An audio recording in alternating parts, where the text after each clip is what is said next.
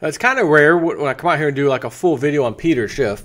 You know, don't have too many of those under my belt. Not for any bad reason or anything. It's just, you know, so he's a lot of times he's just talking on some, you know, CNBC or something and giving his view on the markets. And, you know, he's just a brilliant guy. He's got a good head on his shoulders. But this one was posted at Zero Hedge, but it's authored by Peter Schiff from his Euro Pacific Capital site, which I'm going to cover one way or the other because I've read it and said this is worthy of doing a whole video on just off of what he said. He's looking in the right direction as usual, but a few things in here that caught my attention. This title is Peter Schiff, Damn the Deficits, Huge Tax Cuts Ahead.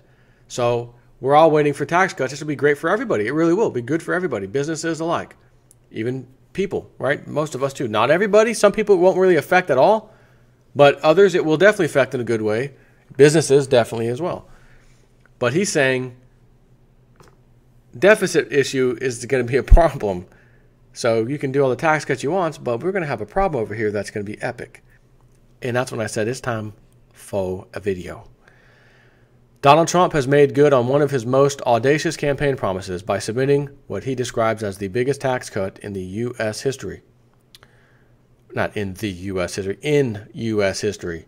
For one, or once at least, this does not appear to be Trumpian braggadocio. It really may be the mother of all tax cuts, but if passed, what may this bunker buster do to the economy? While I have rarely met a tax cut that I didn't like, this one just may be more likely to send the economy into a downward spiral than it is to send up to orbit. As I mentioned in my January commentary, Donald Trump's big spending tax cutting campaign rhetoric threatened to make him the biggest borrower in presidential history. Now I got to stop for 1 second. I talked with Frank about this just last week. In this is not news to my subscribers, you know, unless you're brand new. It does not under any circumstances matter who the president is right now today or November 9th last year. Does not matter. It could have been Hillary. It could have been an alien from a far-off planet. It could have been a child. It could have been Mahatma Gandhi reincarnated. It would not matter. Whoever the president is during this election is going to deal with the biggest economic problems in the history of this country and are going to be facing the same thing. It's really the equivalent of you have two doors to enter. No matter who you put in front of the door, they open it and there's a raging fire and it's so hot, it's like if you don't shut the door within about 2 seconds, you're going to start burning your skin. Raise your hand if you're going to open that door, but you're going to be the human who leaves it open. Like you weren't sure. No, it's obvious. The child would do the same thing. An Asian would do it. A Mexican would do it. An American would do it. A Canadian would do it. An alien would do it, etc. Why? Because it's a raging fire. We all can feel heat, and we can tell when our skin's about to melt, so we're going to close the door. It's obvious. This is the solution. I got to take the other door. That's it. But there's only one other door. And you open it up, and there's another issue similar to the first one, right? So what do?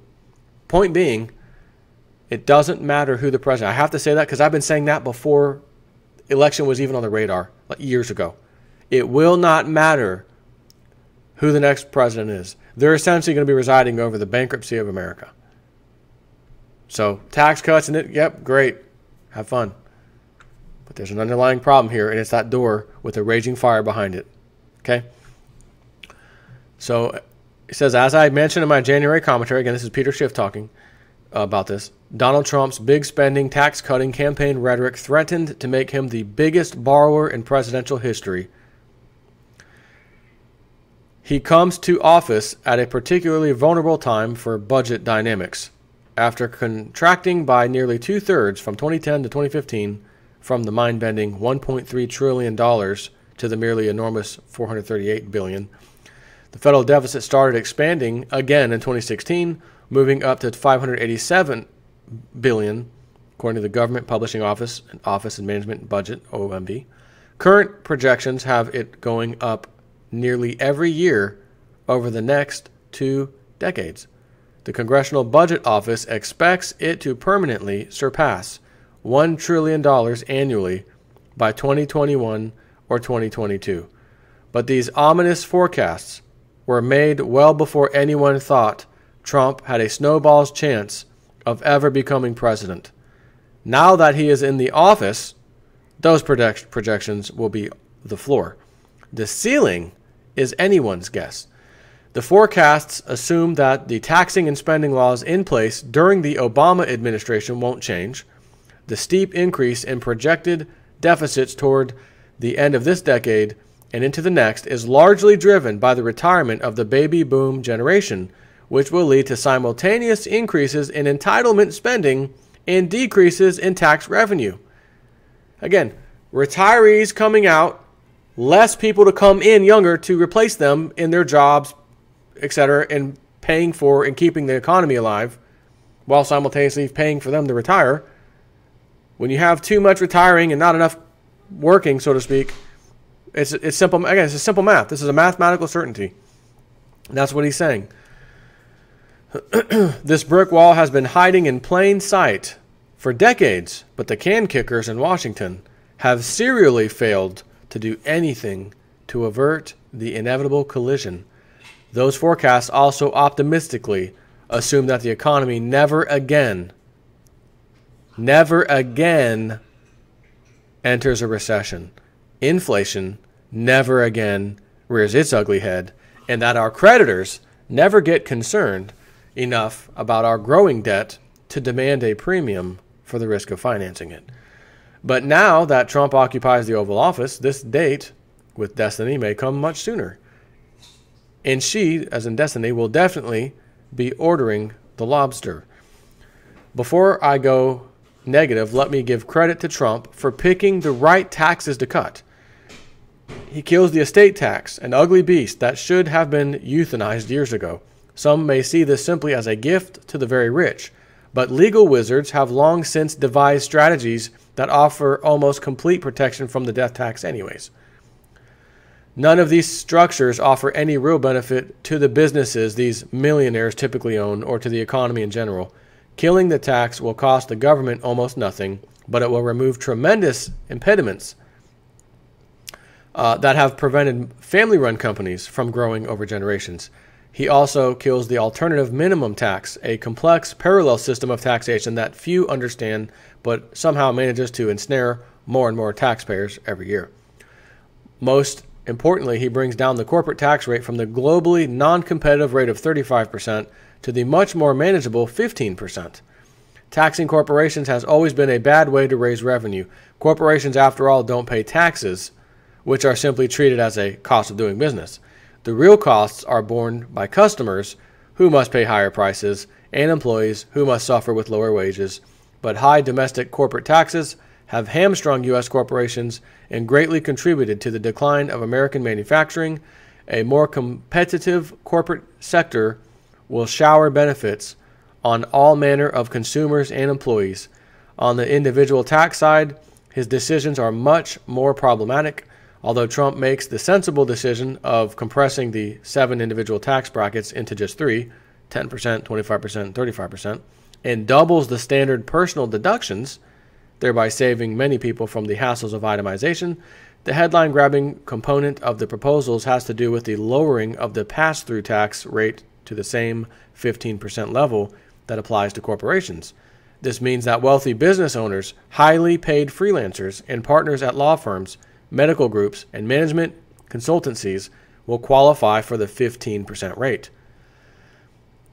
This will be a huge windfall to some of the richest people in the country who typically pay the highest marginal tax rate, currently 39%. And since the top 1% account for nearly 50% of tax revenue, this one provision promises to cost Uncle Sam plenty and to dramatically shake up the corporate landscape. Small business owners and independent contractors will in fact receive the benefit of the 15% pass-through rate, but mom-and-pop entrepreneurs rarely have income that is high enough to be taxed at the higher rates. These smaller earners will likely be trading at 15% tax for a 15% tax. Or or trading a 15% tax for a 15% tax. All the big benefits will go to the really big fish, whereas the vast majority of Tom Cruise's income will have been taxed at the 39% rate. It'll now be taxed at just 15%. His taxes will be reduced by nearly 60% from current law. The same holds true in lesser degree to lawyers, doctors, and consultants making more than a few hundred of thousands of dollars annually. Is there any reason that could justify why a hedge fund manager making $1 million per year should pay 15%, but a full-time CEO at a corporation making half that would be subject to the highest marginal rate of 35%? It's absurd. Now, I'm not a big fan of the progressive tax system whereby the tax rate goes up with income. I think a flat tax system in which everyone paid the same rate would be better. Ideally, I would like to see income taxes replaced by far less onerous and intrusive consumption taxes. But I certainly don't believe in a regressive tax system in which lower earning citizens pay higher rates than those at the top. But that's exactly what Trump is trying to do. Given this widely disparity in tax rates, we can assume that the employment landscape will adjust dramatically. We should expect that legions of highly paid full-time employees will start to form limited liability corporations to work freelance rather than as employees. There are few barriers that would prevent such a shift, and the growth of internet-based work scenarios will continue to break down the traditional barrier between employee and freelancer. Yes, there are some labor rules that seek to separate employees from freelancers, but those rules may be easily circumvented, especially when the reward is so great. Rather than envy the lawyer earning more and paying less, the CEOs of the country will likely incorporate and sell their services freelance to the former employers. This shift will mean that a great many of the country's highest earners will be paying taxes at the lowest rate. As a result, the reductions in tax revenue will likely be far greater than what is predicted in the standard modeling. But unlike most prior tax cuts, the Trump version does not even make any attempt to balance the cuts with corresponding cuts in government spending. If Trump's tax cuts don't immediately generate sustained 4% growth or more, we may be staring down the barrel of a $2 to $3 trillion worth of annual deficits. Is this an experiment that we really want to try? But even if the reforms can kick the economy into higher gear, thereby creating higher revenues with lower rates, the Laffer curve, our current low interest rate environment provides significant obstacles to permit that growth to be sustained. If growth kicks up to the 4% range, the Federal Reserve will have to accelerate its rate increase schedule. Allowing rates to remain 2 to 3% below the growth rate could risk an overheating economy with inflation spiraling out of control. These higher rates will act as a stiff headwind to an economy that has grown increasingly dependent on ultra-low rates. But increases in rates would also cost the economy in another way. Our current bonded national debt is ready to surge past the $20 trillion mark. The Trump tax cuts will push it beyond that very quickly. If the Fed if the Fed raises rates to keep pace with higher growth, then the government will have to pay much more to finance the outstanding debt. At $20 trillion, every point of increase in the interest rates will cost the government $200 billion annually. And Trump just wants to increase the defense budget by $56 billion, but possibly more, he said. 1 point higher equals $200 billion you and I have to pay whoever the hell owns all these bonds, which, a little hint, mostly now is the Federal Reserve. And you're going to figure that out and say, we're paying that kind of interest rate to the Fed and China and Japan and some others. But yes, that's what's happening. So at that level, if interest rates were at 3.75% instead of the current 0.75%, then the federal government would have to come up with about another $600 billion per year in interest payments alone. Just interest. That number will be much higher, by the way, when the debt grows past $20 trillion. And as I said, all the stuff that I've read that Trump wants to do right off the bat, if he can get this stuff done, the major things he keeps talking about, done, like right sometime this year, you can add $5 trillion to the ceiling, debt ceiling, like right away. So 20 just became 25 trillion in that little math we just did. But it's not just Uncle Sam that is overloaded with debt. Corporations and households would see their interest costs surge as well with rising interest rates. So what lower tax giveth, higher interest rates taketh away. Consider the housing market. Not only will higher interest rates substantially increase the cost of home ownership through higher mortgage rates, but Trump's tax proposals will dramatically increase the cost of ownership for those living in high tax states.